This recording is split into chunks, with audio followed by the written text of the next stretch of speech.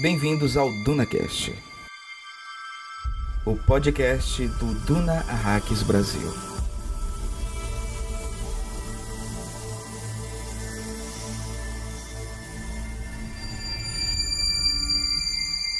Ele deixou Alia, o ventre celestial. Santo, santo, santo.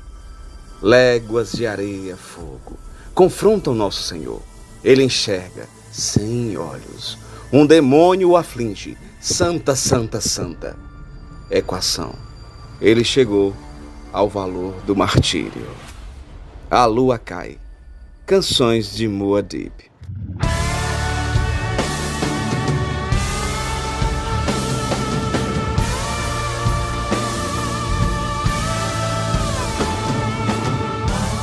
Saudações, Fremen, aqui Pascoal Naib. E aqui, Hildon Oliver. Quem é que ainda negocia a fé? Quem compra, quem vende. E aqui, Rogério Acioli.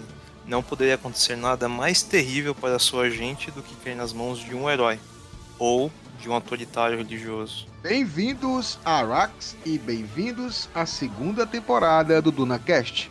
O DunaCast vai ser o podcast que irá analisar detalhadamente todos os 25 capítulos do livro Messias de Duna e suas 254 páginas. Isso mesmo, você vai fazer sua leitura pessoal e depois vem aqui conferir todos os detalhes, curiosidades ou mesmo para tirar suas dúvidas. Faltam apenas 6 capítulos para finalizarmos a análise do livro Messias de Duna. Vai faltar tão pouquinho, né, Pascoal? Que emoção! Que emoção e que ansiedade sobre o que o Frank Herbert nos reserva nesses capítulos finais. Eu vou dizer um negócio, Pascoal, já falando pra todo mundo que segue a gente, que ouve a gente, que apoia a gente também na nossa campanha recorrente no Catarse. Eu já tô lendo, né, Os Filhos de Duna, cara. Relendo, na verdade, né? Relendo. Sim. Olha só. Mas eu ia falar, Diga essa lá, fase é a melhor fase. É a melhor fase do, assim, normalmente, a reta final dos livros do Frank Herbert, São explosivos, a saga né, de cara? Duna, são explosivas, então só vai melhorar. É o coito sexual. Ele disse que dá uma acelerada pra ter o... Que a gente tá até atrapalhando todo o organograma aí do Pascoal, que ele sempre tem umas mensagens, mas é porque, cara, é um momento de ápice muito explosivo. A gente até brincou aqui em off que se você quiser ouvir aqui as coisas que a gente fala em off, fala com a gente, quem sabe rola aí uma campanha extra, né? Mas só pra ouvir os bastidores. Só pra ouvir os bastidores, gente, tem coisas que não podem ser publicadas. Não pode. Mas, não assim, como esse capítulo, por exemplo, é um capítulo gigantesco e, ao mesmo tempo, extremamente conciso em sua explosão, né, Pascoal? Exatamente. O que o Frank Herbert sempre deixa os corações dos fãs batendo forte de ansiedade e tensão. Sim. Mas, para conversarmos sobre esses acontecimentos épicos, alguns já falaram aqui, mas precisamos chamar oficialmente nossos convidados especiais que amam tomar o meu cafezinho Fremen salivado extra espuma. Nossa. Sim, caro ouvinte.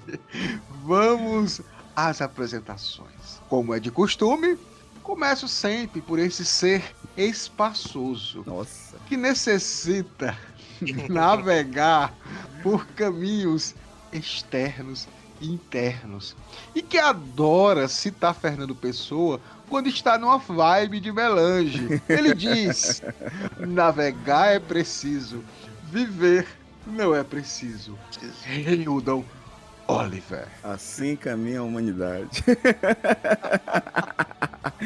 Gente, prazer. Foi inevitável a gente atrapalhar sempre esse preâmbulo inacreditável que o Pascoal sempre nos prepara, mas é um capítulo imenso, mas ao mesmo tempo eu considero esse capítulo um filme do Michael Bay. Nós, né? Temos também a honra de receber um mentate do bem, especialista em gestão de produção e que atua há décadas no planeta Arrakis na melhoria da extração de melange sem maiores riscos para as pessoas envolvidas. Olha que mentate bom, Hildon. Ele, Obrigado, obrigado. Isso é coisa rara, hein? Rogério Racioli. Pessoal, é um prazer imenso estar de volta, sempre estar falando de Duna com vocês. E é igual eu comentei um pouco antes, no final, quando vai chegando no final, e esse capítulo parece que ele funciona como uma ponte. Eu gosto da sensação da primeira vez que eu li Messias de Duna, que quando acontece o fato do Paul deixar de ver com os olhos, mas ainda enxergar, como se eu tivesse em Matrix Resurrections. Agora é o Neo, o que tá acontecendo, que louco, como a obra do Frank Herbert, ela atinge tudo na ficção, como ela é incrível. E essa memória é tão forte, é tão explosiva, assim como o capítulo dentro de mim, que eu lendo assim de novo é muito bom, e eu espero que a gente possa, quem tá lendo junto, possa ter essa mesma experiência nos próximos capítulos, que é esse grande final dessa obra. Pascoal, eu lhe pergunto uma coisa, você acha, Sim. eu acho que não só a gente, como o próprio Villeneuve, ele anseia, ele almeja que dê tudo certo para que ele possa adaptar todos os livros do Frank Herbert, né? Ele, inclusive, já está trabalhando nas adaptações das fanfics, né? No caso das Bene Gesserit, né? Então, maldade. Ele deixou claro que ele quer participar, ele quer... É família, mano. Mas assim, você acha que esse público jovem, adolescente, esses Jonatas da nova geração vão curtir ver o Timothée Chalamet sem olhos, com órbitas vazadas? Cara, eu acho que ele vai ficar sex. Corpinho, estilo frame, né? Só pele e osso e aqueles olhos. Assim, vai ser tem que dar envelhecida, né? O moleque tem que dar envelhecida, né? Olha, eu tô esperando muito assistir o filme, aquele filme do canibal, né? Que ele tá fazendo. Eu também quero assistir muito. Estão elogiando demais. Então e ele é bom, cara. Não, o Timothée é muito bom, cara. Ele é bom e eu tô esperando isso. Mas olha só, feitas as devidas apresentações, todos estão excitados. Vocês estão notando, cara ouvinte, que eles tomaram as doses extras de melange. Estamos aqui feito loucos querendo falar desse capítulo, mas antes precisamos fazer uma breve recapitulação do episódio 18, Lágrimas do Deserto. E eu até coloquei esse título, Hildon e Rogério, porque ali teve um momento muito, pra mim, muito tocante. O mais tocante do capítulo foi nem o Paul perrendo os olhos, não, né? A gente viu que o Paul ficou... É Stilgar, né? Cara, é o Stilgar chorando. Stilgar conversa com você, né, Pascoal? A gente não consegue imaginar Stilgar chorando, né? Não, nunca chorou, cara. Eu acho que ele nunca chorou na vida. E aí você vê ele olhando lá pro amigo, pro filho, tudo isso, né? Que é o tutor, o que ele ficava lá ajudando, ensinando tudo. Sim. E é um momento muito tocante, né? Porque a gente teve nesse capítulo 18, o Paul sabia o que ia acontecer, foi lá pra casa de Otemi, e lá... Ele escolheu esse caminho, né? O caminho menos ruim, né? Menos ruim. Houve lá uma detonação de um queima-pedra, que é uma arma atômica, né? Diferente de uma arma atômica de destruição em massa, o queima-pedra, ele se aprofunda no solo, ele pode até chegar ao núcleo do planeta e destruir o planeta, nesse caso não foi nessa profundidade, e a radiação dele ao redor faz com que as pessoas, além da radiação, fiquem cegas, né? Percam os olhos, e aí o nosso menino Paul. Menino Paul.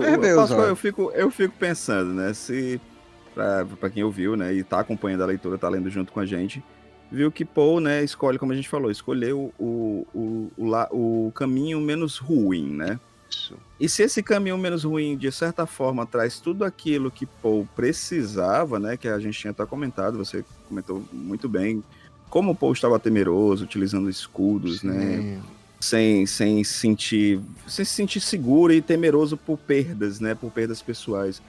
E de repente, nesse caminho que segundo ele mesmo fala, na sua presciência, é o caminho menos ruim. E mesmo assim, nesse caminho menos ruim, Paul se torna onisciente novamente, né?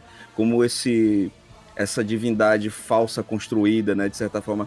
Me lembra muito até o personagem do Jared Leto no Blade Runner, né?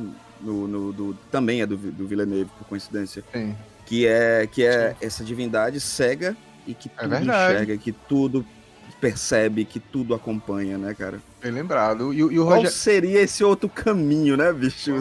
Se É. esse é o menos ruim, pô, eu fico imaginando o ruim, né? Mas eu tenho a impressão que não existe caminho menos ruim, né? Ele fala, voltando em Duna, o povo vira e mexe, ele fala que ele não consegue sair desse destino. Uhum. Ele não consegue fugir desse caminho. Então parece que ele deve estar vendo, ele vive falando da capacidade de ver passado e Uhum. futuro. Nesse capítulo ele fala de passado e futuro simultâneos, mas parece que, apesar de ele conseguir ver, por ele estar vendo aquilo, ele se obriga a seguir aquele caminho. Então, tipo, Eu sinto mais isso, sabe, é você- Rogério? Eu sinto mais isso, que é um caminho que parece que ele diz pra gente que é o menos ruim, só que é como se fosse profético, né? Não tem o que fazer. O caminho é esse, só tem esse e acabou, sabe? E o Rogério lembrou bem, a gente até também falou um pouquinho sobre Matrix, né?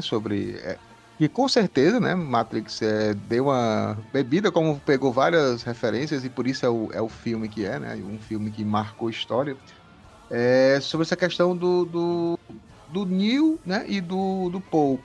E aí o Hildon falou uma coisa no episódio passado que eu fiquei pensando depois também e assim matutando, né? Porque assim, o Neo na luta final lá com a agente Smith, ele precisa aceitar que ele tem que ser derrotado. Ele não é para lutar Sim. mais. Ele precisa que aquele é o oposto dele, precisa que o cara ele vai se fundir aquilo ali, e a partir dali não vai existir mais nem outro, né? Então ele aceita.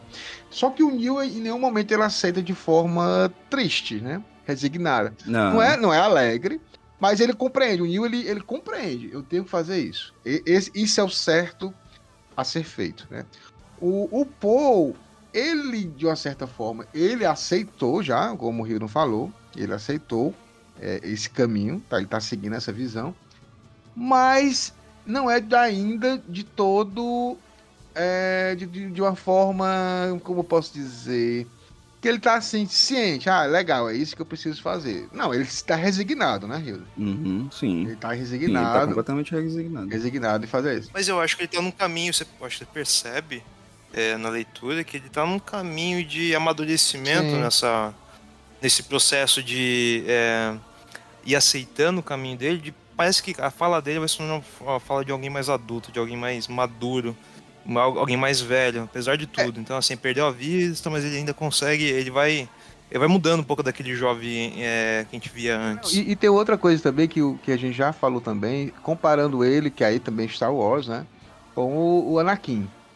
Eu tô assistindo o último como é que é a vingança do Sith, né? O episódio 3. Não, eu tô anotando né? os diálogos do Anakin com a Padmé, né? E a gente vai colocar como são parecidos com os diálogos que a gente vai ver depois da Shani com o Paul. Só que também Total. A gente até trago já essas referências aqui, né, no já. episódio. Ótima lembrança, Só que existe uma diferença. Essa é a diferença do Neo, do Anakin e do Paul, né? O Neo, ele aceita essa transcendência, né? A anulação para transcender. O Paul aceita, mas ele vai resignado, mas ele vai fazer, ele vai cumprir isso também. O Anakin não. O Anakin, ele não aceita e ele quer mudar o jogo. Parece assim uma galera aí que perdeu a eleição e tá querendo... não aceita, tá entendendo? Então fica aquele negócio... Padmé não vai morrer, não vou fica deixar. aqueles monstros barrando as pessoas. Sabe aquele é bem singela mesmo, aquelas caras feias assim, né? É muito o Anakin nesse ponto. Eu acho também a diferença, né? Nesse ponto, né? O Anakin é um cara que realmente não soube usar do seu poder, né, que ele tem lá, que ele seria a peça-chave para o Messias lá do Star Wars, e ele não consegue. Então acho que é mais ou menos isso, né? Então, olha só, finalizada a recapitulação desse capítulo 18, né, onde o nosso menino Paul perdeu os olhos, né, e aí, Menino Paul, e aí ele pediu para que as pessoas fossem atrás de saber quem colocou aquele queima-pedra, né? A gente ficou com essa duvidazinha, quem foi que fez isso. Então eles vão atrás. E lembrando, né, Pascal, coisa que a gente não falou, e eu faço questão de não falar, mas ele é importante, foi salvo o anão desgraçado que sabia quem eram os O conspiradores. Stilgar chegou antes do queima-pedra, levou o anão. Né? Imagina, cara, o anão já era um negócio estranho. Imagina ele cego, Hildon. Ia ser um negócio muito complicado. Podia morrer também, né? Mas vamos lá. Finalizada a recapitulação do capítulo 18, vamos para o nosso quadro semanal de informações sobre o universo de Duna, Notícias do Império.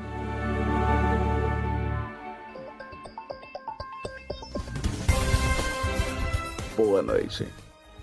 Esse é o Notícias do Império, aqui no Duna Hacks Brasil.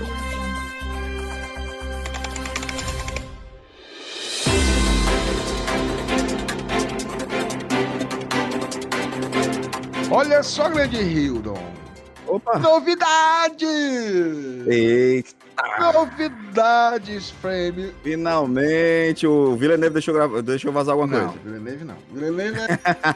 Villeneuve, cara, eu acho que nem... Sabe aquela caixa do Gonjabá, aquela caixa da Turca, coloca a mão, que você não vê mais nada, é escuridão completa. É mais ou menos isso aí, você não consegue ter nada. Nada. É o Gonjabá do Villeneuve. Gonjabá Villeneuve, ele não consegue, ninguém consegue. Quem se aproxima só é dor, você fica só esperando e nada, não tem. Mas, em compensação, a gente sabe que Duna vai virar também uma série, vai ter um spin-off, né? Uma série sobre as Bene Gesserit pela HBO Max.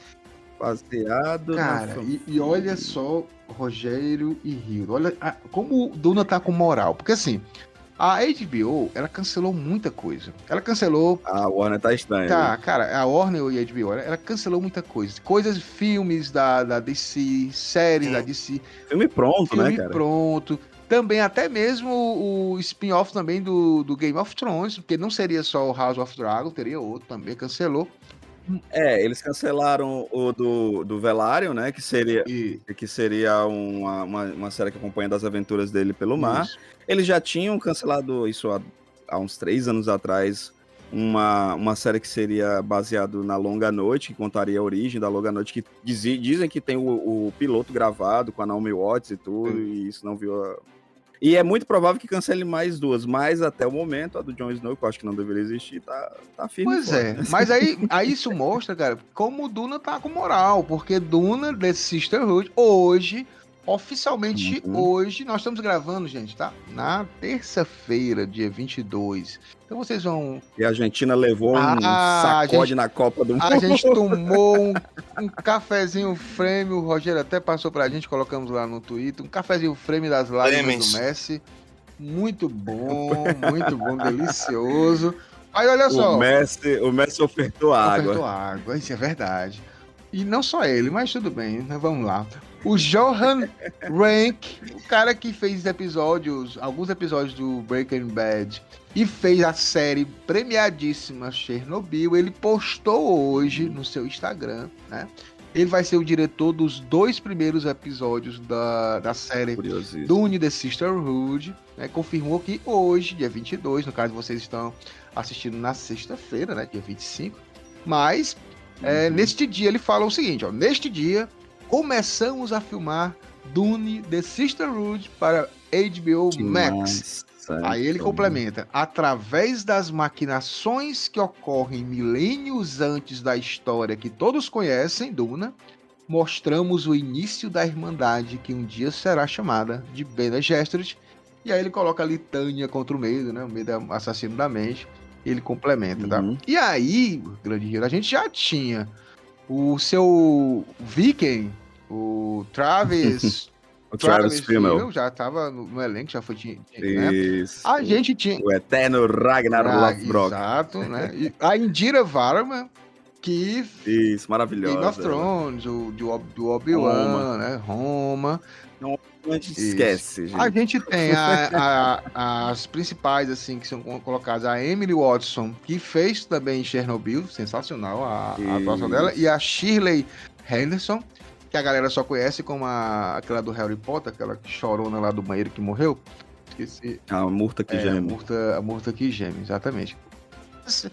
O Johan Rank, ele publicou, Hildo, e fez umas marcações de atores e atrizes que estão participando. Ah, E aí, cara, sem querer, querendo. Momoa.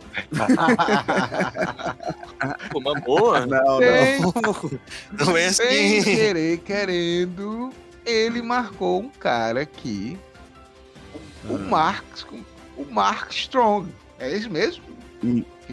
Mark Strong? Mark Mark Strong é maravilhoso, hein, gente. cara. Ele marcou o Mark. O Mark Strong, ele salva. A única coisa que presta no filme do Lanterna Verde. Pronto. Ele marcou o Mark Strong, não tinha sido divulgado oficialmente.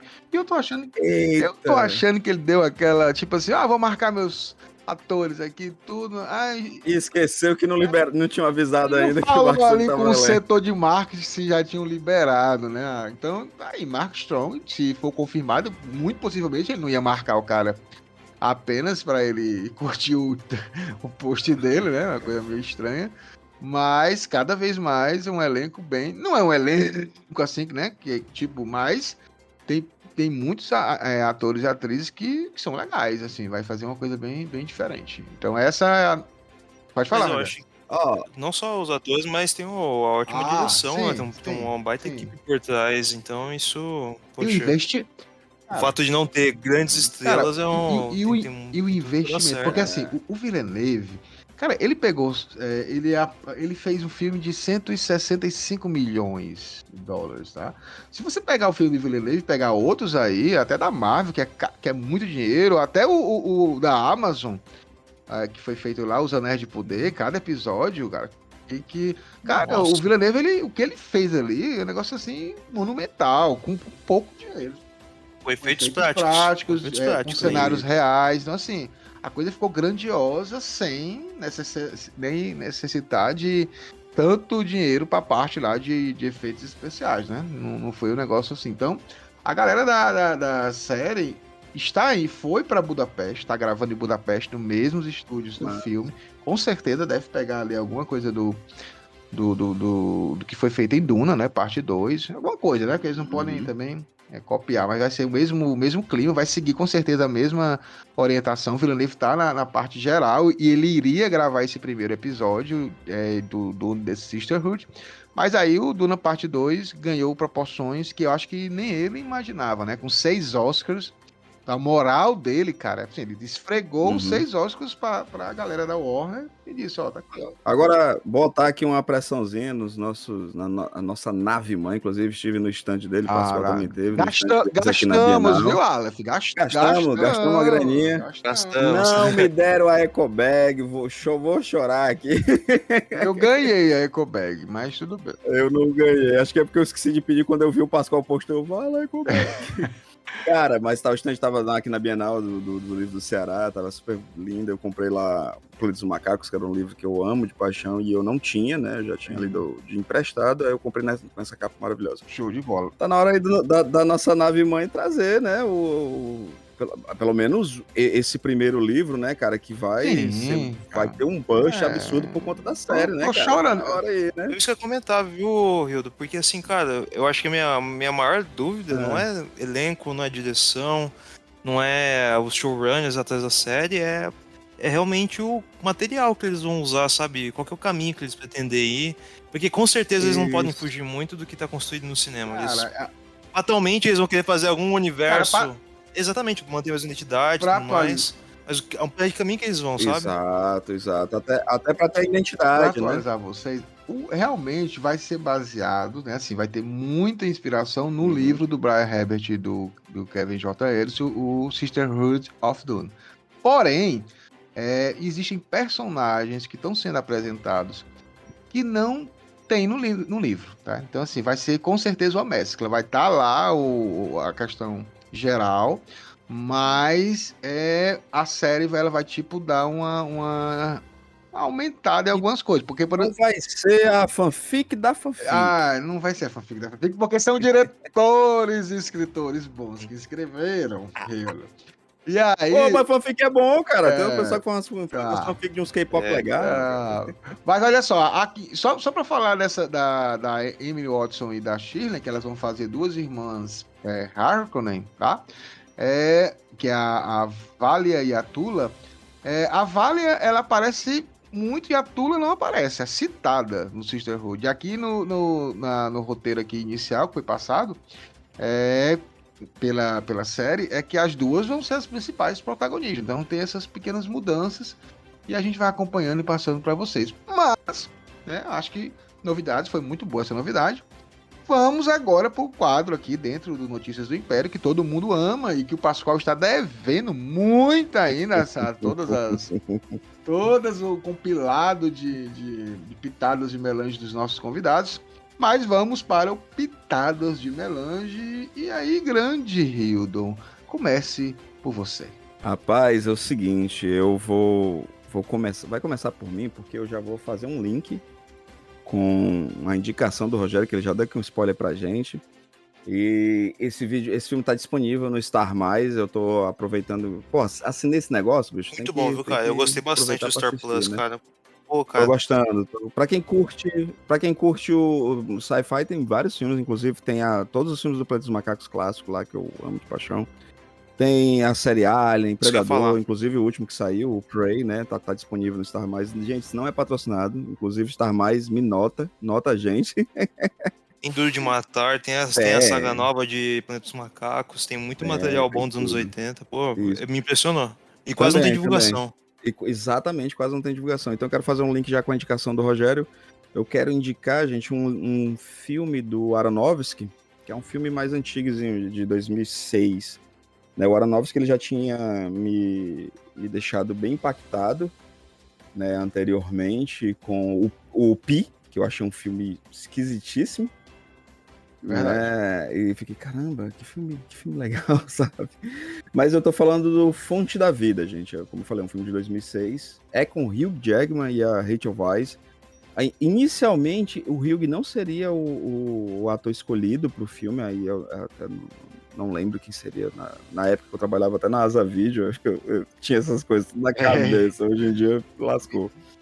Gente, é uma locadora. Vocês não sabem o que é isso. O que é isso? Locadora é a Netflix dos anos 90 / início dos anos 2000. A Netflix física. A Netflix física. Mas assim, a galera consegue ver porque tem série, inclusive tem uma série até do mesmo criador do Community, não, do Brooklyn Nine-Nine, né? Isso, Blockbuster. E Blockbuster. Pra quem quer saber o conceito, dá uma assistida na série, que a série é bem legal. Caramba, tá sendo uma indicação dentro da indicação, mas eu quero falar da Fonte da Vida, né? Fonte da Vida, que é o filme do Aronofsky, é o roteiro dele, né? Ele costuma sempre dirigir os roteiros dele com o Hugh Jackman e Rachel Weisz, que ele é um sci-fi, sim, e você acompanha 3 histórias ao mesmo tempo, né? Se eu não me engano, no século XVI ou XV, agora eu não lembro ao certo. Tem um navegador que está em busca do novo mundo. Não, é o 16. Ele está em busca do novo mundo e em busca desse conceito dessa árvore da vida, né? Que ele acredita ser algo palpável, algo existente, né? Então vem para os dias atuais, onde o Hugh Jackman também, ele personifica um médico que está tentando... Ele, na verdade, é um pesquisador. Ele é um cientista pesquisador. Ele está tentando encontrar uma cura para o câncer da esposa dele, que é a Rachel Weisz, né? E lá pro século... acho que 20 e poucos, mais à frente, acho que 25, 26, a gente acompanha um astronauta, deixa eu até dar um Google aqui rapidinho, pronto, no século 26, né, ele se torna um astronauta, que ele, nesse conceito, ele acaba entendendo e finalmente conseguindo as respostas que ele busca, né, num conceito bem filosófico, budista, né, até no geral, muito viagem. Eu lembro que eu fiquei... acho que uma semana pensando nesse filme, né? E como o Hugh Jackman é um baita de um ator, sabe? Assim, que ele consegue imprimir várias personalidades e várias facetas durante a produção. E a Rachel, pra mim, ela é incrível, cara. Ela precisa ser mais mais assistida. Inclusive, vejam Jardineiro Fiel, que é um filme Nossa, bem lembrado. incrível, Do né? Fernando Meirelles. Ótimo. Pois é, então, do Fernando passando aí Meirelles. dessa dica, já que o Rio disse que tem um link, né? Um link com o Rogério. Eles É. estão de segredinhos.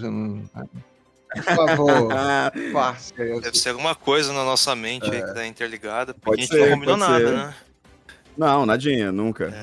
Bom, vamos lá. Eu tava pensando que trazer aqui pra essas pitadas, pra essas indicações. Eu sempre gosto de fazer alguma coisa que é um pouco fora do mainstream. Então eu pensei numa obra do Terrence Malick. O Terrence Malick é um diretor que tem uma história muito engraçada. Na verdade, ele é um estudante de filosofia que aprendeu a falar ou trabalhar suas teorias filosóficas dentro do cinema, utilizando o cinema como o meio para poder discutir suas teorias filosóficas. E o Malik, ele se torna uma figura mais conhecida, assim, eu acredito, no mainstream devido ao filme chamado Árvore da Vida, de 2011. O filme, ele é descrito como uma experiência sensorial, então é realmente aquele tipo de filme que é ou ame ou odeie. Normalmente o pessoal que tem gente que odeia, que não consegue entender, acha o filme chato, insuportável, mas tem gente que, como eu era um menino de 14, 15 anos na época, a primeira vez que eu assisti, fiquei deslumbrado, talvez pela experiência sensorial, muito mais do que pela análise do que é aquilo que está sendo exposto no filme, sobre a história sobre o sentido da vida e a origem da vida. Então o filme ele faz um paralelo sobre a origem do universo com a maternidade e a paternidade vividos pela Jessica Chastain, pelo Brad Pitt. E Então, vocês vão... baita elenco, viu? É um baita elenco, é uma baita direção, uma fotografia belíssima, é um filme realmente, é uma experiência. E desde então eu me tornei um grande fã do Malik. Eu sei que tem alguns filmes um pouco mais difíceis de entender, sabe, tipo To The Onder, que é logo depois que ele faz, mas o último lançamento dele, a Hidden Life, também é incrível. Que é Esse eu tô louco pra assistir, cara. é um filmaço também, novamente. E eu gosto muito de como... E eu lembrei de Árvore da Vida, não porque o Rio do Mindy deu essa bola, tocou essa bola, mas porque eu acho que a maneira que o Malik normalmente monta os filmes dele, e realmente ele tem um jeito de fazer filme que é dele. Eu amo Sim. o jeito que ele faz a fotografia, aquela câmera flutuando. Mas ele tem muito do lance das falas introspectivas. Então tem muito do personagem se questionando, fazendo um monólogo do personagem ali, questionando o sentido daquele mal que ele tá passando, daquilo que ele tá passando. E me fez lembrar muito do Frank Herbert, de como é comum dentro da obra do Frank Herbert, a gente tá sempre lendo os pensamentos dos personagens. A leitura que aquele personagem faz de uma situação, ou que ele faz de uma outra personagem, um comportamento. E o Villeneuve fez um ótimo trabalho, e tá fazendo um ótimo trabalho com o filme do Duna. Mas assim, eu fico pensando em diretores que poderiam fazer um ótimo trabalho com a obra de Frank Herbert, e não consigo tirar da cabeça que o Malik também seria um desses caras. Perfeito. Então, pra mim Eu, filmaço. Eu acho que vale a pena, vale a tentativa. Eu conheci o Malik, cara, eu adoro filme de guerra, né? E foi num filme, acho que Atrás das Linhas Inimigas, não, Além da Linha Vermelha. Além da vermelha, isso. Filmaço de guerra, mas não é o Resgate do Soldado Ryan, gente. Não, é um filme... O Malik, ele preza muito os diálogos e essa constância de você entender. Ele tem muito... Eu acabo vendo muito dele que o Tarantino tem, né? De você... O Tarantino, ele não é expositivo, né? Ele não chega assim, ó, fulano de tal é isso, é aquilo e é aquilo outro. Não, é pelos diálogos que você começa a entender as personas, né? isso. Aí depois foi ver dele o Terra de Ninguém. Tem um filme dele que eu acho incrivelmente lindo e chato, mas eu adoro, que é o Novo Mundo, que é até com o Colin Farrell, Christian Bale. Tem O uma pessoal chama que é o Pocahontas dele. É um filme chatíssimo que eu adoro, sabe? Ó, mas antes do Rogério falar a segunda, eu vou falar a minha, porque não é coincidência, é sincronicidade, já que ele falou Olha só. do Brad Pitt, né? Já que ele falou do Brad Pitt, eu vou indicar, obviamente, é uma dica dupla, tá? Ela vale por duas, isso é interessante de fazer. Obviamente, eu vou falar de um dos filmes que eu mais amo e assisto várias vezes, junto com Matrix, Clube da Luta.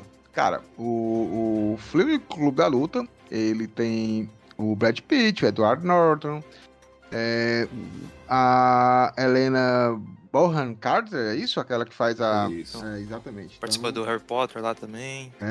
Cara, ela é sensacional. maravilhosa, bicho. Mas, Ela cara, e aí o filme, cara, ele é baseado no livro, né? No livro do Chuck Palahniuk. O nome do cara é complicado, mas é Chuck Palahniuk. eu amo a escrita do Cara, Chuck. o Chuck é sensacional, mas eu sempre digo... Ele me fez vomitar com o conto. Pronto, cara. Eu sei qual é esse conto, da piscina. Olha só, o Chuck Palahniuk, também eu sempre digo o seguinte, gente, não leiam 2 livros seguidos do Chuck Palahniuk, porque você vai... Não faz isso não, Você pô. vai ficar 1 ano de terapia, cara. Não tem condição. Você lê um livro, vai ler uma coisa legal, ver um passarinho assim voando, o sol amanhecendo, aquela musiquinha da fazendinha. Você vai ver isso, depois você volta de novo pro Chuck, porque é pesado. E o Clube da Luta é muito interessante, porque o final do filme é diferente, o final do livro é diferente do final do filme. E aí eu chego a dizer que são 2 obras-primas, né? Tanto o livro quanto o filme, né? Então, assim, pra mim são obras-primas porque ele critica toda essa questão da masculinidade, dessa padrão hétero, nessa questão de família burguesa, de idealizações, de o que é que eu vou querer, se é sem dinheiro, o que é... Lembrando que o Clube da Luta é dirigido pelo David Fincher, né? cara, que também, é outro cara incrível. Não, ele, cara, esse filme é perfeito, assim. É E ele ótimo, colocar o Edward Norton e o Brad Pitt na boa, assim. O Edward Norton conseguiu gravar sem... Aliás, ele brigava só no personagem, né? Mas o Edward Norton é conhecido como um cara chato. O Norton é um cara difícil. Um cara difícil nas gravações. E esse acho que é um dos melhores. Além dele ter um filme que ele faz um nazista, né? Que agora eu esqueci o nome do filme que é legal. Uma outra história americana. Cara, sensacional também, que acho que um dos outros filmes que ele faz assim que a gente fica queixo caído. Mas Clube da Luta, leiam um livro, que é muito legal, e assistam um filme que vocês vão gostar. Violento, tá, gente? Mas a violência lá não é uma violência gratuita. Ela é uma violência... E não leiam o conto chamado Vísceras do Chuck Palahniuk. Cara, não leiam que vocês vão vomitar. Ele, inclusive, ele avisa pra você não ler. Cara, ele fez... Eu fui imbecil e li. Nos Estados Unidos, tem muito dos autores irem pra livrarias pra poder autografar os livros, eles leem partes do livro, né? E o Chuck, ele foi ler esse conto lá num coisa e a galera saiu vomitando na hora lá, não conseguia mais. Meu Deus. Todo mundo vai atrás agora, viu? Ninguém, né? Não, eu tô avisando. Mas Pelo olha... menos não comam antes de ler. Pelo menos, já que vocês vão ler, que vocês são escroto mesmo. Isso, mas não comam antes, que foi o que eu fiz. Mas vale lembrar, não sei se vocês sabem, tem a continuação do Clube da Luta, do livro, a continuação em quadrinhos. Em quadrinhos. Cara, não é que é gosto. tudo, eu não acho aquilo tudo, mas... Cara, é horrível, cara. É horrível. É assim, a metade da parte, né? Até a metade é legal, as ideias são legais. Depois ele faz o negócio, ele entra no... Ele mesmo tá ali. Ele mesmo, cara. Eu já deletei ele da minha cabeça. Mas existe, Saiu quem é fã, eu acho que vale a pena tentar. E saiu o 3. O 3 ainda não foi aqui no Brasil, mas já saiu o Clube da Luta 3 também, em quadrinhos. Eu também queria ver, mas vamos deixar para uma próxima. Mas vamos para segunda e última dica, porque o convidado Rildo tem moral aqui. A gente não tem. Claro. A gente não tem. Nós somos... Não, jamais. Nós somos nada. Vamos lá, mais uma do Rogério. Vamos lá. Bom, gente, além disso, pensando, lendo o capítulo de hoje, me veio à mente a estupenda, a incrível, a maravilhosa obra de Alan Moore, V de Vingança. Escrita por ele, desenhada por David Lloyd lá em 1978.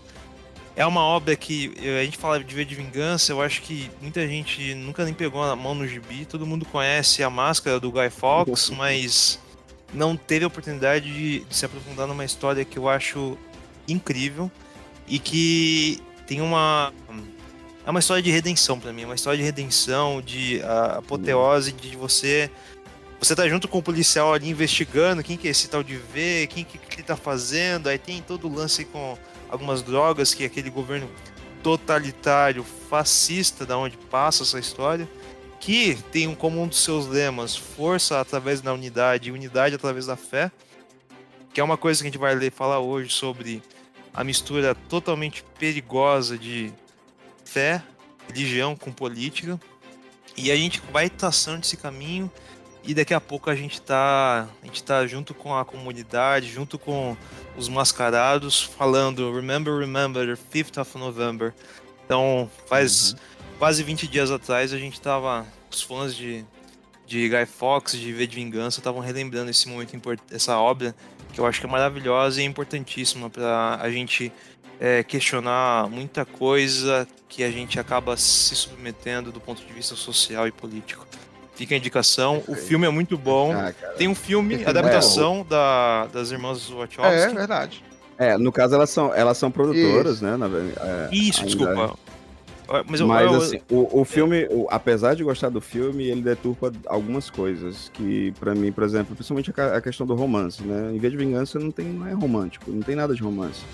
Não é por ela que ele faz justamente por uma questão de se rebelar, ideal, né, contra o sistema, pelo ideal, né, e o Alan Moore ali, ele cria vários conceitos pra mim que são fantásticos, é uma das minhas obras favoritas do Alan Moore, acho que pra mim tá do Inferno, Monge do Pântano e vem o V de Vingança logo em seguida, sabe, eu acho fantástico. Perfeito, também, tá ali teu quadrinho aqui, eu quero até comprar um de capa dura, que o meu é aquela simplesinha, que é pequenininho demais, Eu tenho a máscara aqui, um box que eu comprei. Pronto, o velho Neibe aqui não consegue enxergar mais, essas coisinhas tem que comprar uma maior pra ver. Mas olha só, finalizado aqui nossas pitadas de melange e os nossos notícias do Império, vamos então para a análise do capítulo 19.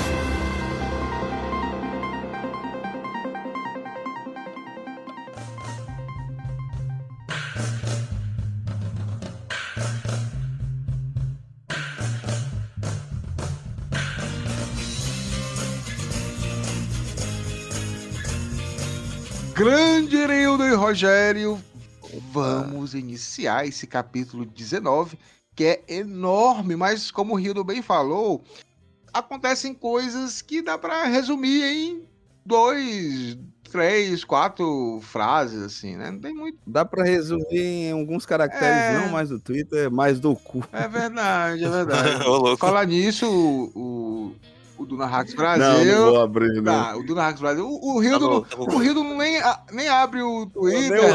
Nem o Twitter, não, pô. Cara, não, eu não tenho o Duna Twitter. Hacks Brasil tem um cu já. Abre o cu aí, O Hildo. cu é enorme. O Shai Halud tá lá. O cu enorme do Shai Halud. Então, A quinta série não aguenta. esperando vocês, sigam a gente no cu. Né? E aqui a gente vai fazer a campanha. Por favor, mandem mensagens. Hildon, abre o cu pra poder a gente. Abre o cu. Não faz isso. Por favor, mandem pra poder a gente ter algum canal de comunicação com o Hildo, que é só via Pô, WhatsApp. tem lá no Instagram, pô. Esse quer o cu, cara. Olha só. É o cu, libera o cu aí, cara. No Instagram, a galera quer o cu, vai pro porra. Sessão quinta série passou. A gente chega aqui novamente para mais um excerto, né? O excerto é uma canção do Muad'Dib, cara. É o Paul, o menino Paul cantando. Pega lá seu balizete, que ele aprendeu a tocar com o... Nunca tinha ouvido falar que ele tava tocando balicete. Aí agora vem não, esse exercito aí é uma mentira, Pascoal. Ele tocava. Já o Gurney Halleck tinha ensinado, cara. Uhum. E aí ele... ele se importava muito com isso. Mas olha só, e ele canta A Lua Cai. A gente sabe que a Lua cai. A gente não sabe que aquilo... A Lua me traiu. A Lua me traiu. A gente não sabe que Lua é essa ainda. Se foi ele que ficou cego, ninguém sabe ainda. Mas quando ele canta, ele fala sobre a Alia, né? Que ele deixou a Alia... Tipo assim, como se ele tivesse deixado no lugar dele a Alia, né? Ele deixou a Alia, o ventre celestial. Santo, santo, santo, léguas de areia de fogo confrontam o nosso Senhor. Ele enxerga sem olhos, né? Ficou cego, a gente viu na... É um cântico meu a Davi, Pois né, cara? Tem uma pegada dele, né? Um demônio, e tipo do Antigo Testamento, né? O demônio aflige, santa, santa, santa equação. Ele chegou ao valor do martírio. Que é a questão mesmo que o Frank Herbert, ao colocar o nome de Paul, né? Ele faz uma associação ao apóstolo Paulo, que é o que faz com que o cristianismo, né, uma das grandes vertentes da religião monoteísta do deserto, né, o judaísmo. Mentiroso esse Paulo. Mas ele fala aí sobre o Paulo, que é exatamente essa questão do martírio, né? De Paulo ser esse Messias, esse que está indo para como se fosse a ovelha que vai para o abate, né? A gente tem alguns textos bíblicos que falam um pouco sobre isso. Então, essa canção aqui é mais um cântico, né? Um cântico, quase um cântico de Salmos ou de Salomão aí para poder falar alguma coisa, né? E aí a gente passa 7 dias, tá? Desde aquele evento do queima-pedra. E aí a gente chega lá no forte, né? No forte onde mora o Muad'Dib e mora Shan e toda a questão burocrática. E lá falando que está um silêncio, aquele silêncio que as pessoas estão todas desconfiadas, falam em voz baixa. E aí os caras ficam falando, cara, o Muad'Dib passou por mim sem olhos, olhou, deu bom dia, perguntou como é que tava minha esposa, disse que tava bonita a cor da minha camisa. O cara tá cego e tá falando com todo mundo. Tem essa questão do assombramento, né? A gente já tinha o Muad'Dib como Mahdi, como um cara, como Messias, talvez mais como um Messias guerreiro, mais como um Barrabás, né? Assim, e agora ele agora virou o Jesus, né? Ele é o místico agora, né? Ele não é o guerreiro, né? Ele virou o místico agora, ele é o Jesus, é o que vai fazer grandes feitos e vai aterrorizar quem tá ali ao lado. Aterrorizar no sentido de não acreditar como ele consegue fazer aquelas coisas. E aí eu passo para vocês, né? Ele falou assim, as pessoas estão indo embora, ficou sabendo? O medo é grande. Os naíbes estão dizendo que terão um conselho. É porque, lembrem-se, o anão, o personagem preferido do Rio, tem todos os nomes. E o Corba, cara. O cara lá, o chefe da eclesiástico de Muad'Dib está preso. E aí, gente, o que, é que vocês estão achando desse clima? Como é que deve estar o clima nesse Palácio Rio, do Rogério? O clima não tá bom, né? Eu acho que, assim, é interessante, porque no próprio texto o Herbert traz isso de, tipo, eles falam muito, o povo dizendo, né? Vocês falam muito da lei, e a própria lei fala que, a lei Frame fala que um cara cego devia ser largado pro deserto. Mas como é que eu vou assumir que o meu líder, a minha figura de liderança política também, mas também agora de liderança religiosa, ele virou um Marte, né? Que fala a primeira abertura do capítulo. Como é que eu vou aceitar que ele seja cego, que ele não tenha olho? Como é que eu posso acreditar nisso? Então, eu acho que fica aquele ambiente de dúvida, de questionamento, do pessoal querer sabotar, talvez, a liderança do Paul. Ou também questionar a sua própria fé, questionar a própria lei. Então é um ambiente bastante delicado. E vocês percebem que com isso, né, com esses sussurros, as fofoquinhas dos bastidores, a gente nota também que, como muita gente pode pensar, o Paul é que manda. Na verdade, o Paul chegou ao poder e os Fremen usaram também o Paul, né? Não foi só o Paul que usou os Fremen para poder chegar ao poder. Os Fremen também chegaram ao poder através de Paul. Então, assim, eles também podem querer descartar o chefe, né? De determinada hora, o Paul não tá mais servindo, eles querem continuar no poder e pronto, já fez o que tinha de ser feito. Parece engraçado como tem associações com o que acontece nos bastidores do nosso mundo, cara, né? Em alguns países assim, tupiniquins. Né? Me peguei pensando nisso, Anaíbe, me peguei muito pensando nisso. Pois é, Roger até chegou a postar hoje, né, marcando o quanto esse capítulo e Messias de Duna, para mim, ele remete muito meio que... É lógico que tem muita coisa de ser cíclico, né? E eu temo muito isso. Mas o quanto isso traz similaridades com o que a gente vive, né? Do que nós estamos vivendo, de certa forma, né?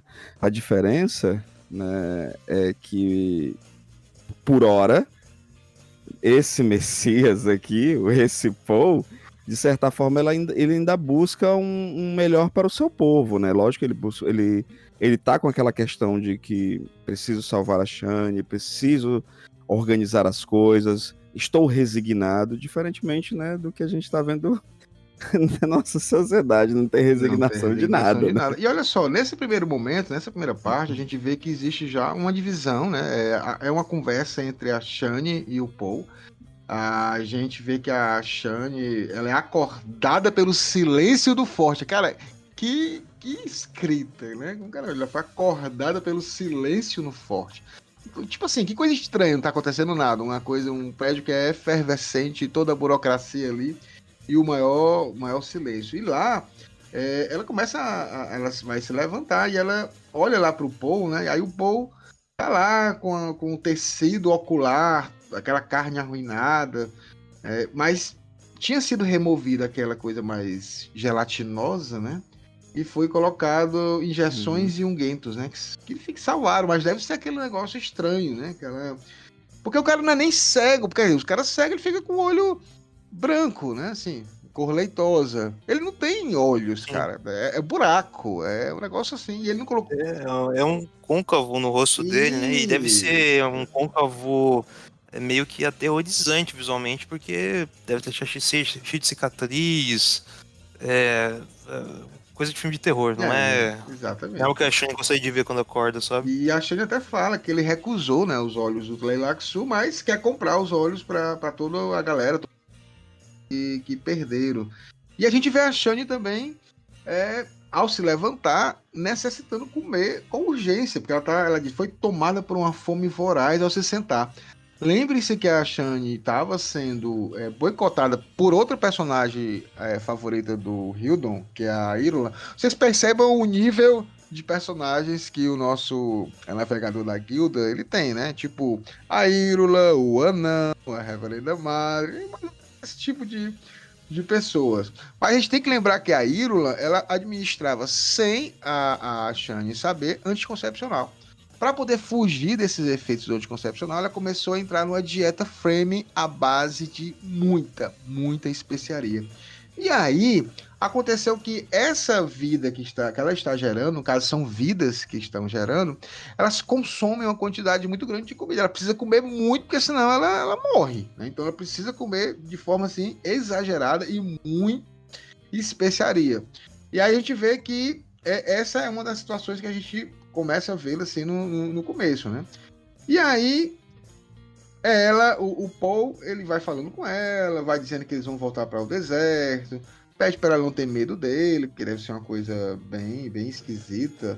E tem uma parte que fala assim: o amor dele clamava o espírito frame dentro dela, torrencial, efusivo, selvagem. Uma força magnética a envolveu. Rogério, pintou um clima mesmo, ele ceguinho, ele tava... E Hilda tava palpando lá a Shani, gravidinha, e na hora que ele tava palpando, o meninozinho deu um chute lá na barriga e disse: pai, eu tô aqui, pai. Segura aí. Por favor, né? Respeita, pai. Né? Respeita. E aí. Pô, cara, o cara tava utilizando agora suas novas habilidades visuais, bicho. Cara, é verdade. Não, e aí, cara, uma coisa interessante que a Shani fica se perguntando é que ele sempre fala do filho de forma como se fosse um, né? E são dois. E ele sabe, e ela também não diz, ela fica falando, não, ele deve saber, eu quero que sabe tudo, eu não vou falar. Não é possível. Ele não quer falar, então de repente eu vou falar, ele vai falar alguma coisa que eu não quero ouvir. O cara sabe tudo, não é possível que ele não vê essa barriga desse tamanho, e não tem só uma criança aqui. Não, ele não tá vendo a barriga, não. Ele tá ali apalpando a Shani, tá aqui, uma força magnética. Esse negócio apalpando a Shani ficou esquisito. Um pouquinho mesmo, a sonoridade ficou um pouco, mas beleza. A maldade em pessoa. Eu sou uma pessoa pura. Não, que isso? Eu sou uma pessoa pura, eu sou o Frame Naib puro, e aqui eu tô com um navegador que só pensa em massagens com anões lá. Do pau de Ecas.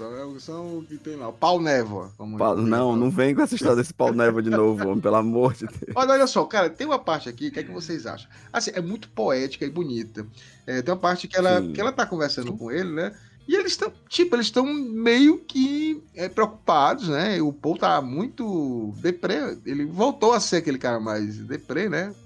Muito emo, né? Ele deve ter colocado o cabelinho pra baixo, os olhinhos. Perdeu o olho, né? Perdeu os dois olhos. Eu acho que eu até passo o pano aí pra ele ficar meu Mas ele fala assim. Aí ele começa falando com ela que a criança que vai nascer vai ter um império maior do que o dele. Pô, tá bom, pô, tu tá fazendo discurso pra quem? Eu não quero isso, não. Ela fala, ó, estamos aqui agora. Ela protestou, né? E sinto que temos tão pouco tempo. Aí ele fala, temos a eternidade, querida. Aí ele fala, aí ela fala, né? Você pode ter a eternidade, eu só tenho agora. E ele, mas isto é a eternidade. Caraca, que isso é bonito pra caramba. Ah, é bonito pra caramba. Eu sempre gostei da forma como o Frank escreve.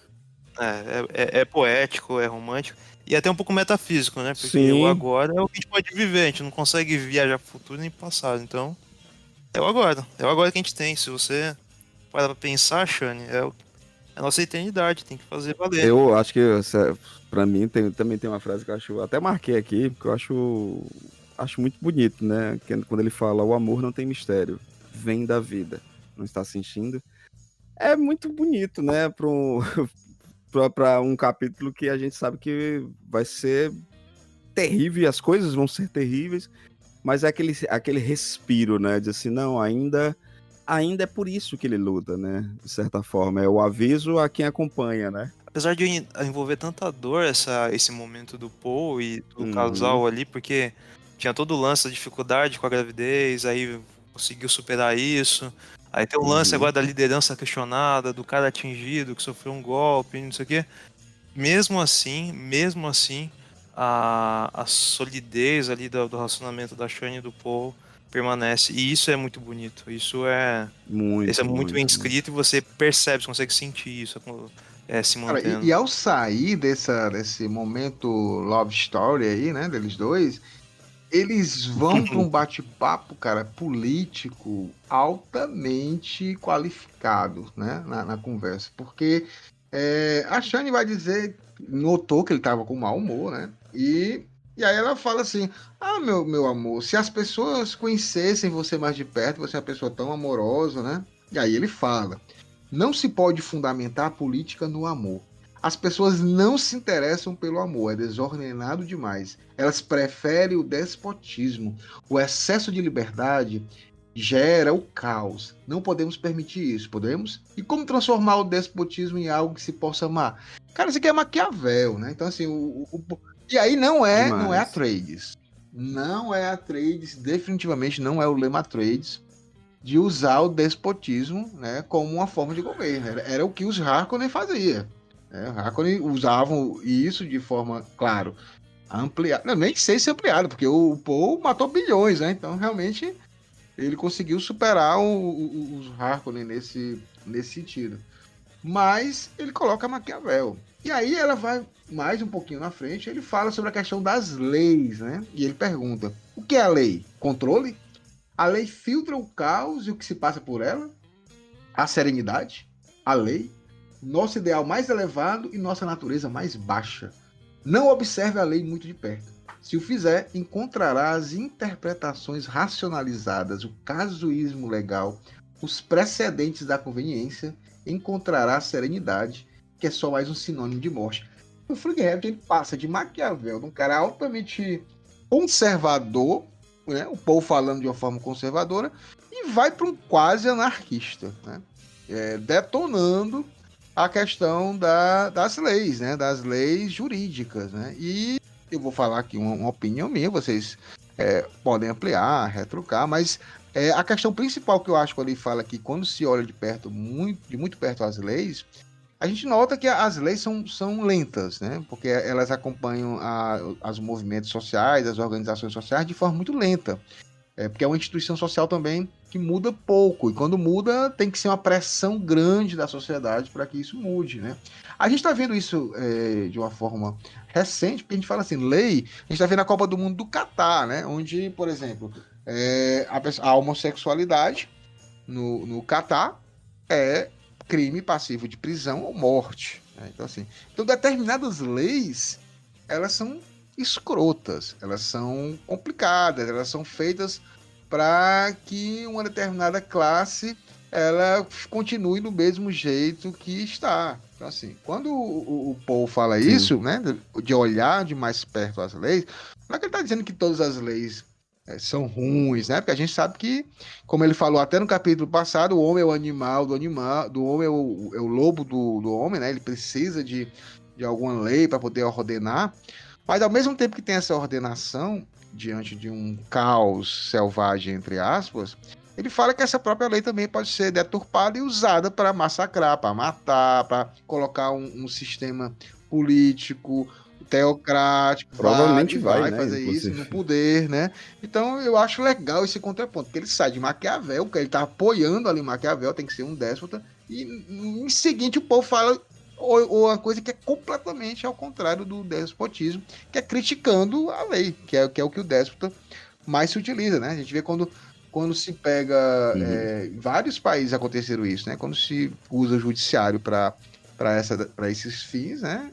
As coisas passam. O nazismo passou dessa forma, né? Vocês querem complementar alguma coisa nesse? Eu Isso. acho que é interessante a gente olhar. Eu gosto desse trecho específico, porque eu acho que é um momento que eu começo a perceber, ou que a gente pode começar a perceber, essa maturidade no Poe. Ele deixa de ser aquela figura ingênua do, sei lá, do adolescente que lê Maquiavel e acha que sentar no trono agir apenas dessa forma, é, guiado por leis, ou até uma pessoa de boa intenção que acha que o sistema e as leis funcionam perfeitamente e são bons para todos. É uma pessoa para uma figura que entende na prática o impacto das leis, como elas são feitas não olhando para o todo, mas para uma minoria ou alguma maioria que não está observando o todo, porque tem que olhar para todos. Então eu acho que aí ele começa a deixar de ser aquela figura, aquele jovem que se tornou líder ou se tornou um duque porque um advento de um ataque ao seu pai, que caiu no colo dele a posição, é uma pessoa que realmente viveu aquilo na pele, aquela situação, e começa a discutir, uma vez que até ele está sendo afetado pela lei da questão do cego para os Fremen. Então ele também começa a ver que as leis são cruéis, são desumanas, e nem sempre tratam da realidade da maneira que ela acontece. Então, eu acho legal esse momento. Eu vejo que é o início de uma maturidade, de uma sabedoria dentro do personagem Aí, do bem Paul. lembrado isso, né? Porque ele mesmo falou pro Stilgar, quando ele falou assim, o senhor tá cego, e a Exato. lei? A lei é Atreides.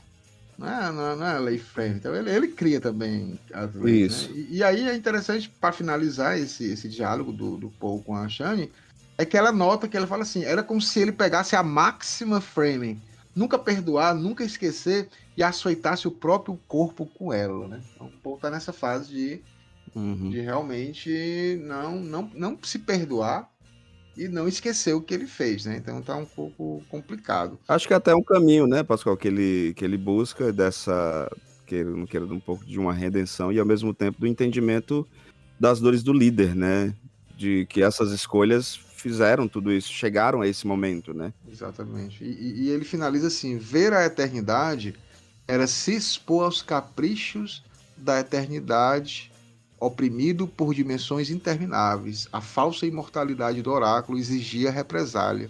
O passado e o futuro tornavam-se simultâneos.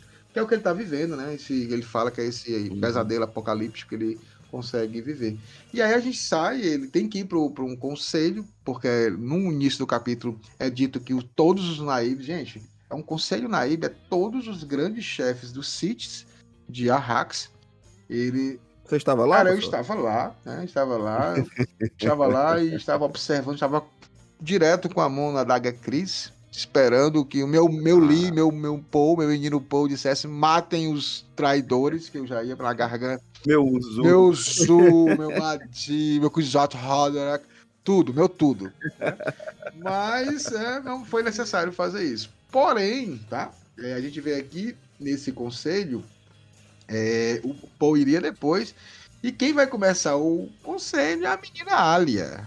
a Alia. Isso, e legal que ela toma esse lugar dela, né? É interessante até, antes da gente falar do conselho, o quanto ela já vem num preâmbulo de preparação para um recebimento de uma personagem, né? Que a gente estava, eu pelo menos estava bem saudoso, e só o fato de lembrarem dela, para mim, foi fantástico. E algo Isso. arcaico, né? Algo tão antigo e tão pessoal como uma carta, né? Da Lady Jéssica. Não, mas tu falou, tu falou uma coisa importantíssima. Quando tu falou que o Paul tá preparando, é exatamente o que a gente leu no excerto, né? O Paul fez uma canção pra ela e aí agora começa com a Alia, né? Então é exatamente. E é interessante porque tem esse preâmbulo, né? De que a Alia é como ela vem da humana, né, da filha, da que se incomoda com as palavras da mãe, para essa Alia profética, para essa Alia missionária, para essa Alia que não deita para macho. Não, e eu queria só fazer aqui um pequeno preâmbulo com relação a essa reunião do Neibes, né? Que a Alia vai presidir, o Corba tá lá sendo interrogado. Isso é muito bom. Agora, cara, sabe o que é interessante? O Frank Herbert escreveu. Tem um livro que o Brian e o Kevin colocaram, que são só os excertos, capítulos que Frank Herbert retirou de Duna e Messias de Duna. Você tinha até falado anteriormente. Pois é, e esse capítulo em específico, né, que a gente vê essa cena aí do Corba com o pessoal, com os naibes, né, tudo mais, The Roots of Duna. E aí, o nome do Corba não era Corba, viu? Não era um Corba, não era um Fedaquinho. O nome do cara era Ótimo. Optimus Prime. É Optimus Prime. Mas ele não é ótimo, então não pode ser esse nome. Ele é o Corba. Mas, cara, aqui ele fala uma coisa interessante. Após o Queima-Pedra, a gente não viu como o Bijaz falou, né? O nome dos... E aí é exatamente esse capítulo, ele faz isso. Ele faz esse capítulo que eles levam o Bijaz para uma sala de interrogatório. Ele é um destrans-humano e precisa de uma palavra-chave para que o Bijaz comece a falar os nomes das pessoas, né? O nome dos traidores. E ele tá lá numa sala com alguns frames e manda chamar os naibes. É mais ou menos parecido com isso que a gente tá vendo. Os naibes estão numa sala e o Corba vai ser julgado. Nesse caso, não. Nesse caso, é o anão que está sendo observado pelos naibes, que eles vão ver quem são os nomes. E aí, o mais legal ainda é que quando o Paul foi lá e recebeu o anão, o Otemi disse a palavra código, que iria transmitir a inferência, e o anão iria começar a falar de forma como se fosse uma metáfora robótica, né? Ele ia falando... Então né, nessa outra versão, o Otemi estaria lá, ele que força... O Otemi, ele passa a palavra-chave, aí ele fala pro naquele encontro, ele morreu mas ele falou qual era a palavra-chave. E a palavra-chave, cara, a palavra código, aliás, é muito legal. A palavra-chave é James. Porra, que foda! Isso devia ter mantido, cara. E é exatamente o cara que mudou a vida do Paul, né? Ele teve que matar o Frame, o James, a gente viu isso no filme também, para poder ser aceito, né? E a partir daí, o Bijaz, né? Ele fala, Bijaz endureceu, um som fino de lamento saiu de seus lábios, seus olhos estavam vidrados, o lamento chato pra caralho. Vacilou. Até na versão extra. Até na versão extra. E aí ele começa falando assim, Tibana era um apologista do cristianismo socrático. Ele era provavelmente o nativo do Ambos IV, que é um planeta, que viveu entre os séculos 8 e 9, provavelmente no reinado do segundo Corrino. Dos escritos de Tibana, apenas uma parte sobreviveu, da qual este fragmento é tomado. Aí tem essa frase. Os corações de todos os homens habitam no mesmo deserto. É uma coisa a considerar quando você contempla a traição. Aí, a partir daí, o Bijaz começa a falar quem são os nomes dos traidores.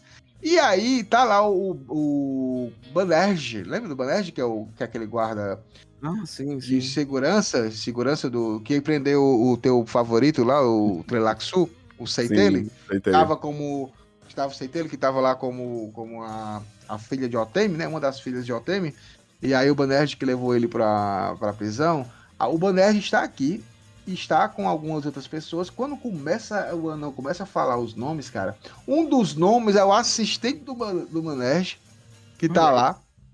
E aí o cara, quando vê o nome dele, porque ninguém sabia que o anão ia começar a falar ali o nome dos traidores, esse assistente do Banerjee te saca uma pistola e atira no Muad'Dib. Quando vai atirar, o Banerjee se joga e aí atinge o Banerjee. O Banerjee não morre, mas consegue evitar. E o Paul, claro, o menino Paul, fodão, pegou a daga Cris dele, aquele mesmo estilo que ele jogou lá pra desligar aquele controle da Alia, que ela tava fazendo aqueles exercícios, ele fez isso com o cara, só que foi na boquinha Bem cinematográfico, né? Seria.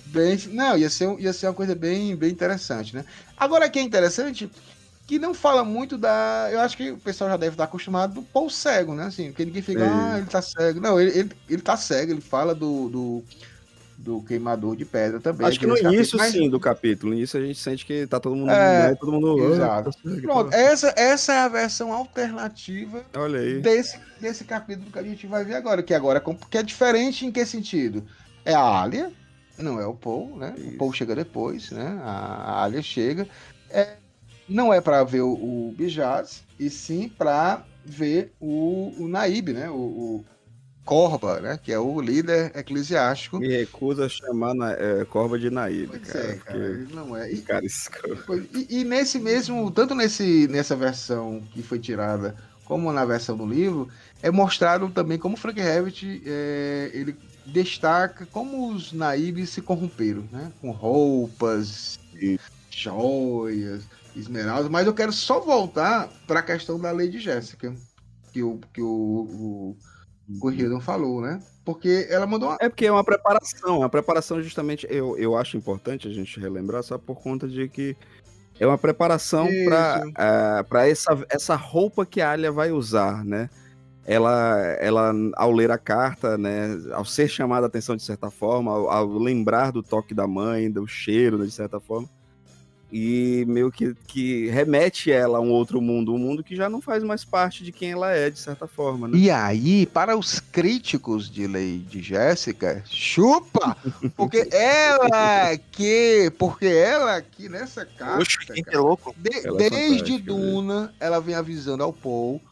Porque assim, o que é que ela fazia? Ela usava toda a questão da missionária protectiva para as lendas em benefício próprio, mas ela cumpria um ciclo. Ela não pegava essa lenda e transportava isso para um outro degrau, para a questão política, para usar, para dominar. Não. Era essa a intenção que as Bene Gesserit, naquele momento, usa. Claro que no final das contas ela queria que usasse o Haderach para mandar em tudo. Mas essas lendas implantadas não serviam para essa questão. E o Paul usou.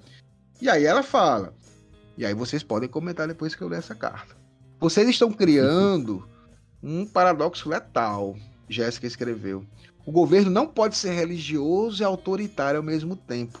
A experiência religiosa precisa de uma espontaneidade que as leis inevitavelmente suprimem. E não há como governar sem a lei. Suas leis acabarão tendo de substituir a moralidade, substituir a consciência, substituir até mesmo a religião por meio da qual vocês imaginam governar.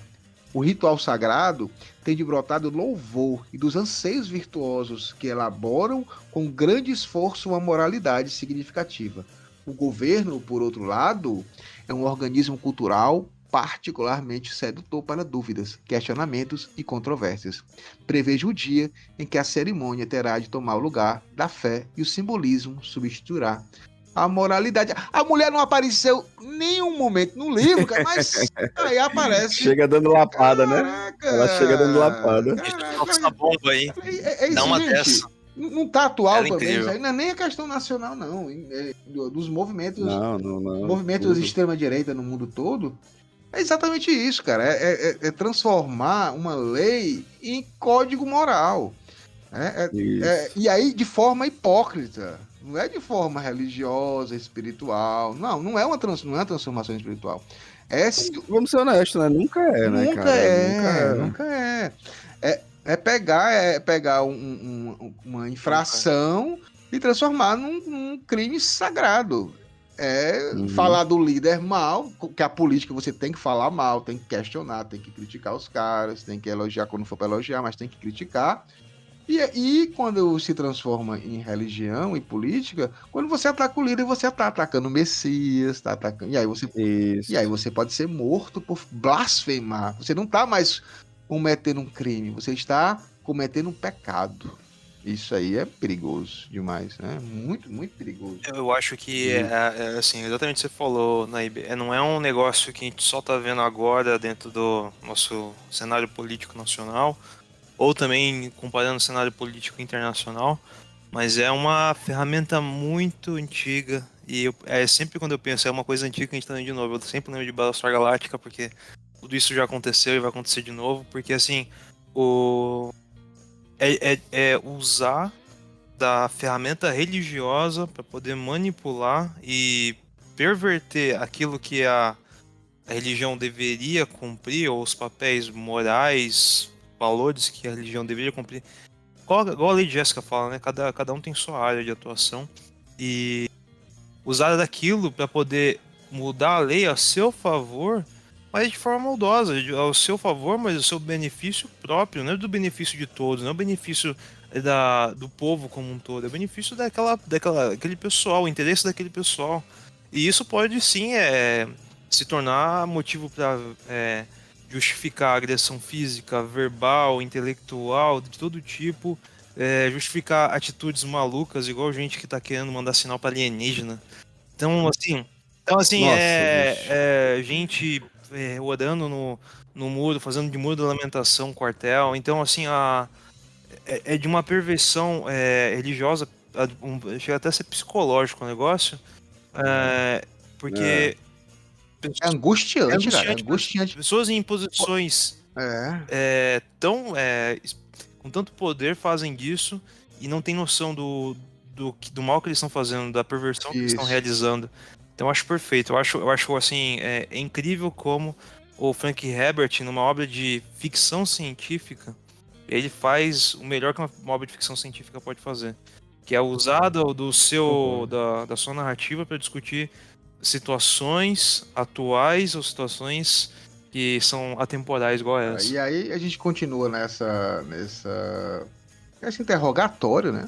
A gente não pode falar que é um julgamento também, né? Porque seria hipocrisia que eles estão praticamente forçando o Corba a confessar. É engraçado quando a Alia chega, né? Os naibes começam a... Cadê o pão? Cadê o Madib, né? E ela, na moral, diz... Silêncio! Calem a boca, né? Não está de acordo com a lei Framing, que uma reverenda madre presida quando se trata de uma questão de vida ou morte. Então ela já bota a imposição dela. E o legal é exatamente isso. Ela começa a conversar com o Corba, ela vai pressionando, vai colocando Corba numa situação cada vez mais recuada. Ele tá assustado, porque ali tá a Alia e ele não sabe como é que ela pensa. Tanto o Muad'Dib como a Alia têm poderes, né? Eles consideram que eles têm poderes. E ela pode dizer, eu vi aqui na minha visão, é a questão da política e religião, né? Acabei de ter uma visão aqui, Corba, que você ficou com fulano ali conspirando contra o Muad'Dib. E aí, galera, vamos matar, né? O cara aí, ele tá contra o nosso santo líder. Aí a galera vai junto, né? Nesse caso aqui, eles só não vão junto, e aí por isso que eles reuniram, e o Paul quis reunir, porque existe o tal do corporativismo, tá? Isso é algo que a gente também, que o Frank Herbert acaba criticando aqui. Os naibes, eles foram para essa reunião não somente para saber o que estava acontecendo com Corba, mas é que a partir do que aconteceria com Corba, poderia acontecer com eles. Então eles queriam, de alguma maneira, ter uma segurança de que iria existir um julgamento justo, né? Que caso um deles, em qualquer momento, estivesse naquela situação, eles fossem, de alguma forma, também amparados. Não seria só um julgamento de, você está condenado e vai ser a morte. E aí tem toda essa preparação entre a Alia acusando o Corba. E aí lá pelos finalmente, gente, aparece o Stilgar e joga, aparentemente, um balde de água fria na Alia, né? Em todo o que a Alia já estava para conseguir que o Corba falasse, né? Na hora que o Corba tava começando a vacilar, o Stilgar, não, mas Ele tem a lei frame, ele merece o julgamento, né? O que é que vocês acharam dessa intromissão do Stilgar e do plano dele e do Paul? Bom, eu acho que quando o Stilgar entra com esse balde de água fria, a gente fica assim, pô, cara, mas você não tá junto com o Madi, cara? O que você tá fazendo, né? O que você tá querendo jogar contra? Isso. Mas eu acho que é importante, porque seria muito estranho se o Stilgar ele cedesse à figura do Paul, independente da situação. Ele tem com ele, forma muito claro os valores e a lei frame. Então o que ele quer é que o direito do Corba seja garantido, né? De ter combater quem tá acusando ele, né? Quem que tá falando que porque a Arya fala que ela tem a voz do Ossen e ela consegue provar que foi ele que planejou o ataque à muralha e ao Madi. Então eu acho que é mais um momento que a gente consegue provar o caráter do Stilgar, e é o caráter que a gente não espera que mude em situação nenhuma. Apesar de que muda a expectativa do roteiro de ir para um lado, o pouco tá mandando, ele tá com a irmã dele, e os dois são poderosos aqui, então o pessoal vai respeitar a decisão deles. E não é bem assim que vai desenrolar a história. A gente viu uma desconfiguração de várias coisas durante o Messias, né? Durante todo esse processo que a gente acompanhou. Como até o Pascoal falou acho que no início do episódio, que o povo frame meio que mudou também. Alguns naibes, eles se sentiram confortáveis em determinadas conquistas, né? E era sempre muito incômodo ver quem Stilgar se tornou, né? Era um guerreiro como Stilgar, de repente um burocrata super estranho. Até que no decorrer desses episódios a gente entende esse processo e a gente enxerga Stilgar novamente, né? No último capítulo a gente enxerga esse pai protetor que teme pelo destino do filho, né? Porque sabe o que é a perda do olho, a perda da visão, de certa forma. E agora a gente tem Stilgar, o Fremen, o Stilgar, o detentor do cuidado desse povo, né? E a gente percebe que existe planos entre planos, né? Planos dentro de planos. Não apenas dos conspiradores, mas do próprio Paul e do Stilgar também.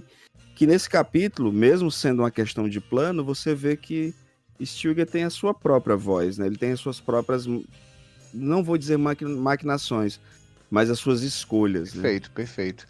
Então, eu acho que a gente finaliza o capítulo com esse plano, né? Esse plano dentro de planos do Paul e do Stilgar. Na realidade, o Stilgar, quando defende publicamente o Corva, ele acaba sendo o benfeitor do Corva, e aí quando o Paul diz que ele vai ter que ser julgado, interrogado, ele vai precisar de um advogado, o Paul indica logo o Stilgar, né? E aí o Corva...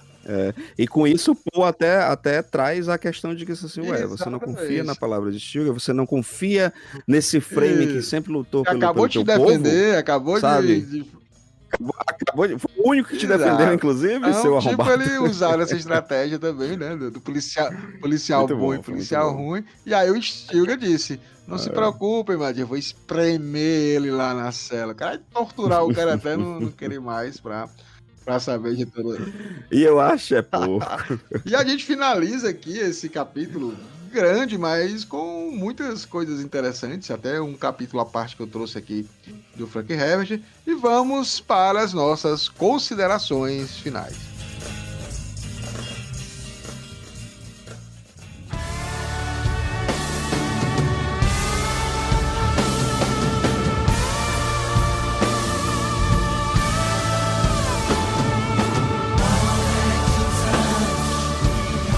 Grande Milton, começamos por você, navegador, editor. Por favor, suas considerações finais e, obviamente, o que é a radiola mecânica? Rapaz, a radiola mecânica não tem maquinação, não tem mistério.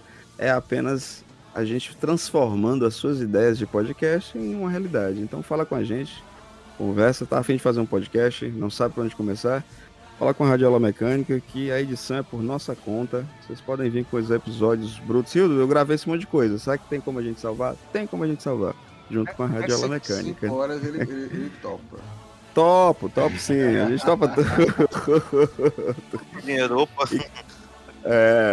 Mas bom, aí eu topo de acordo com. Calma aí.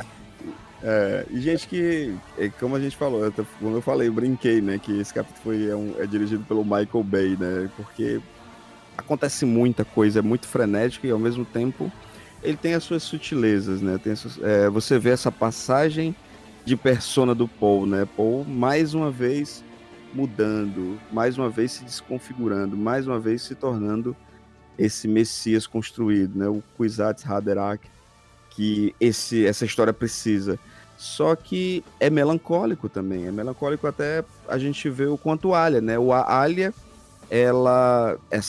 como o Pascal até adora, né? Os codinomes de Alia. A Meretriz Virgem.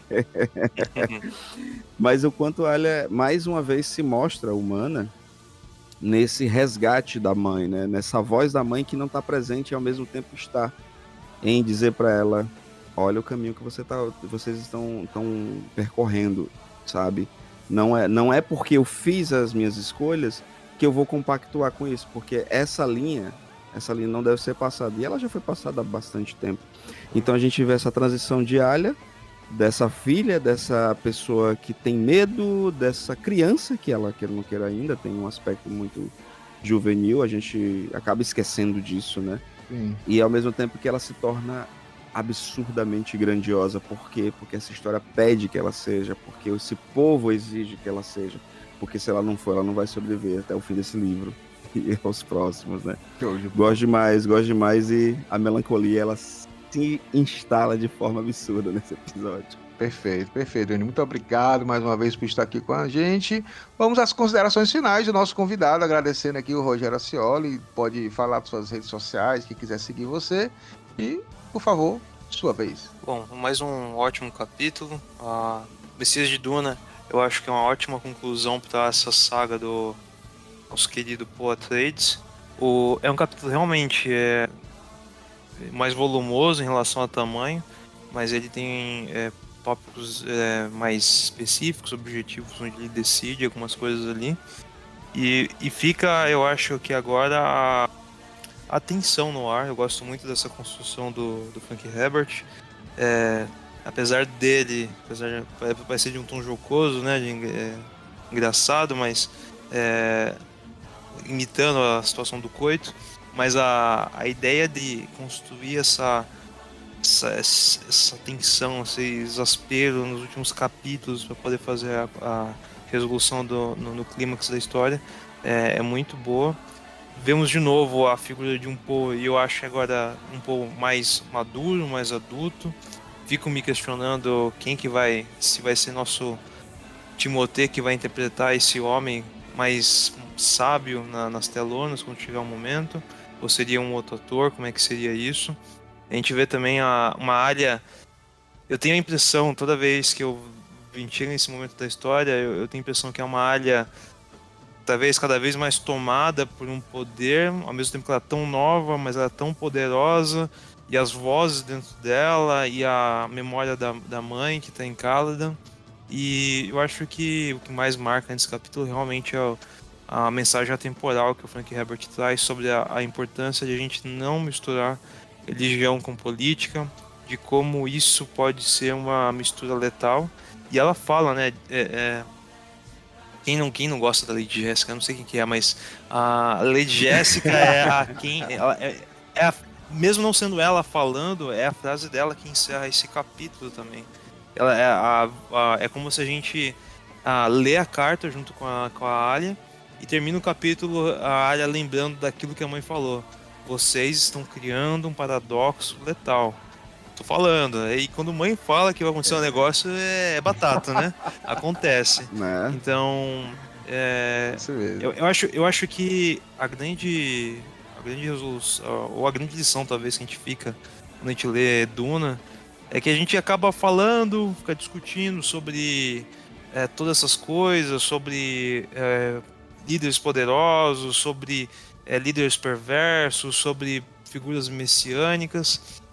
E a gente vai vendo, quando a gente vai relendo, que a gente... Opa, mas eu era fã desse cara. Eu era fã desse cara que tá usando o poder pro seu privilégio, guarda fundo desse cara também. Então a gente começa a se questionar também. Eu acho que essa é a. Acho que a finese do Frank Herbert é isso. Ele nos ganhar sem te perceber pra dar depois uma lição de como a gente se deixa ser enganado. Perfeito. Eu não tenho podcast, eu não tenho nenhum. Eu sou só um mentarte que lida com a gestão dos processos e da qualidade, mas as minhas redes sociais estão aí, eu tenho até o cu aberto Olha aí. já para o pessoal seguir Viu, também. Olha aí. Mas normalmente eu tô no Twitter, tô no Instagram, Olha. então é só seguir aí Rogério.Cioli, ou Rogério_Cioli, e a gente pode a Cioli é com C, então tá fácil de achar. E tô aí pra poder discutir sobre ficção científica e outros assuntos legais também. Rogério, as suas redes sociais vão ser colocadas aqui na descrição, vocês podem acessar, né? E as minhas considerações finais é realmente baseado nessa questão. Eu acho que é um capítulo de escolhas. Esse capítulo me lembra muito o capítulo... Lembra não, ele é uma referência clara àquele capítulo em que Poe entrega vários documentos para o Stilgar ler sobre vários ditadores que vieram na face da Terra, como Gengis Khan, como o próprio Hitler. Fala que ele está sendo maior do que esses caras, matou mais gente do que esses caras. E naquele mesmo momento tem Corba lá. E é naquele momento que o Poe começa a dizer assim: Stilgar, acorda, senão tu vai virar aquele cara ali. Aquele cara que tá babando, embabando, puxa saco, né? Um frame distorcido, um cara que só quer o poder, que não tem opinião própria, né? E aí nesse capítulo, novamente, Stilgar e o Corba preso, né? E aí no finalzinho desse capítulo, a Alia percebe uma coisa: Stilgar, eu tô notando que você está se preparando, né? Tá ocorrendo a mudança em você e você vai desobedecer o meu irmão. É uma loucura, né? Ele vai desobedecer o Madi, o Deus, o cara que ele nunca... O legalista, o Stilgar legalista, ele vai desobedecer o Paul Madi. A gente não sabe em que situação. Então mostra os caminhos opostos que cada um tomaram. O Corba ficou naquele mesmo negócio e tá aí, preso na sua própria... das suas entranhas da babação e do fanatismo e do poder, e o Stilgar se libertando, né? Ele vai... Até porque era o que Paul sempre quis, Era o né? que Paul sempre nunca quis. Paul nunca quis um Exatamente. cachorrinho, ele quer Stilgar, né? E Jéssica também mostrando a mesma coisa para os dois filhos: ó, vocês erraram, vocês estão errando, vocês vão continuar errando, é isso mesmo, eu tô avisando, eu não posso chegar aí e puxar a orelha de vocês, né? São adultos, ela tem uma reverenda madre, né? Então eu acho que é essa questão de mostrar os caminhos. Então eu acho muito legal essa que foi colocado. E para finalizar, sigam as redes sociais do DunaCast, o Twitter, o Instagram, as redes sociais do Duna Hacks Brasil também. Quanto mais gente seguindo, é importante para a gente crescer.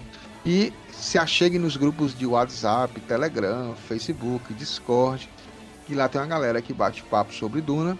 E aí, obrigado por nos ouvir até agora. Grande Rio do Grande Rogério, obrigado. Até a próxima. Valeu, galera. Falou, pessoal. Esse podcast é editado por Radiola Mecânica. radiolamecânica@gmail.com